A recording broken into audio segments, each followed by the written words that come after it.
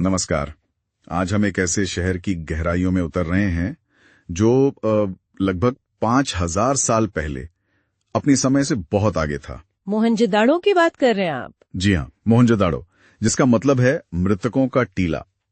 ये सिंधु घाटी सभ्यता का एक कहना चाहिए कि एक शानदार उदाहरण है। बिल्कुल। और ये आज के पाकिस्तान में है, सिंधु नदी के किनारे। 1922 में रखालदास बनर्जी ने इसे खोजा था। तो आज हम जो भी हमारे पास स्रोत हैं उनके आधार पर इस प्राचीन शहर की कुछ खास बातों पर गौर करेंगे। हाँ बिल्कुल, जैसे कि इसकी योजना कैसी थी, वहाँ का समाज, उनकी संस्कृति, जो भी हम अब तक जान पाए हैं। इसकी नगर योजना तो वाकई हैरान करने वाली बताई जाती है। हाँ, वो ग्रिड पैटर्न वाली बात। जी हाँ, सड़कें एकदम सीधी, एक दूसरे को समकोण पर काटती हुई।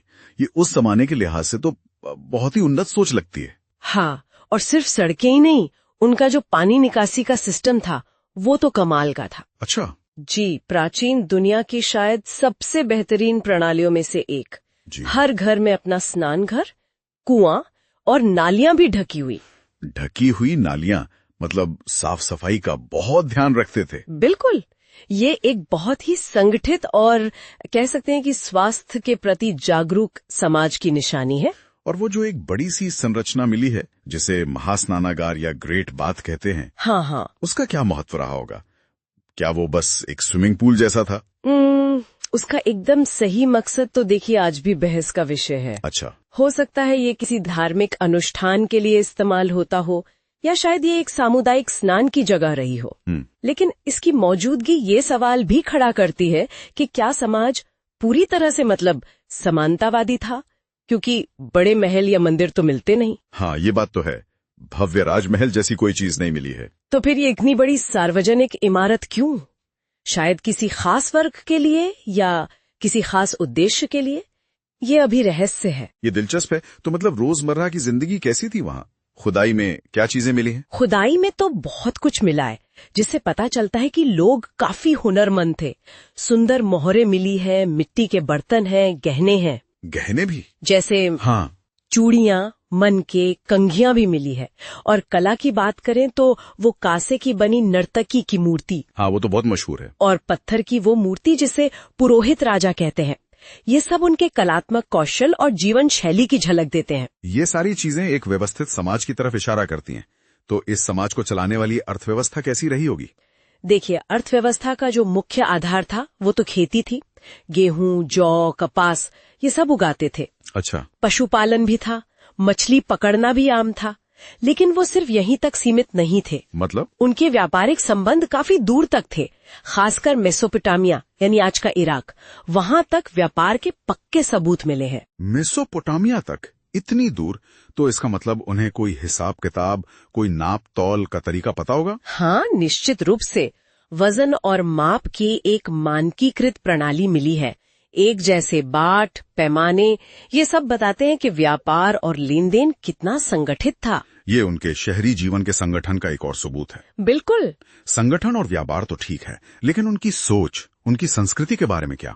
वो हजारों मोहरें मिली हैं जिन पर कुछ लिखा हुआ सा लगता है। हाँ, वो मोहरें जिन पर जानवरों की आकृतियां हैं और एक तरह की लिखावट है, चित्रलिपि जैसी। ये मोहनजोदाड़ो के सबसे बड़े रहस्यों में से एक है। और दुख की बात यह है कि इसे आज तक पढ़ा नहीं जा सका है। नहीं, दुर्भाग्य से इस लिपि को आज तक कोई पढ़ नहीं पाया है। तो उनकी भाषा, उनके विचार, उनकी अपनी कहानियां सब एक तरह से बंद दरवाजे के पीछे हैं। ये इतनी मुश्किल क्यों है इसे समझना? इसकी कई वजह हैं। एक तो हमें कोई द्विभाषी लेख नहीं मिला है। जैसे मिस्र की लिपि समझने के लिए रोजेटा स्टोन मिला था, वैसा कुछ यहाँ नहीं है। अच्छा, ओके। और ज्यादातर जो लिखावटें हैं वो बहुत छोटी हैं, बस कुछ चिन्ह। तो ये समझना मुश्किल है कि वो क्या कहना चाह रहे थे। तो फिर उनकी धर्म, उनकी मान्यताओं के बारे में कैसे पता चलता है? ज्यादातर अंदाजा ही है। इन्हीं मोहरों और मूर्तियों से कुछ संकेत मिलते हैं, जैसे प्रकृति पूजा, शायद मातृदेवी की पूजा होती थी, और एक वो पशुपति जैसी आकृति वाली मोहर है। हाँ, जिसे कुछ लोग शिव का आरंभिक रूप मानते हैं। जी, पर ये सब अनुमान ही है, क्योंकि लिपि पढ़ी नहीं जा सकी है। और फिर इतनी उन्नत सभ्यता, इसका अंत कैसे हो गया? क्या कहते हैं स्रोत? इस पर भी कोई एक पक्का जवाब नहीं है। कई सिद्धांत हैं। जैसे जैसे जलवायु परिवर्तन हो सकता है सूखा पड़ा हो, या भयानक बाढ़ आई हो, या शायद सिंधु नदी ने अपना रास्ता बदल लिया हो, जिससे खेती और पानी की सप्लाई पर असर पड़ा। ये संभव है।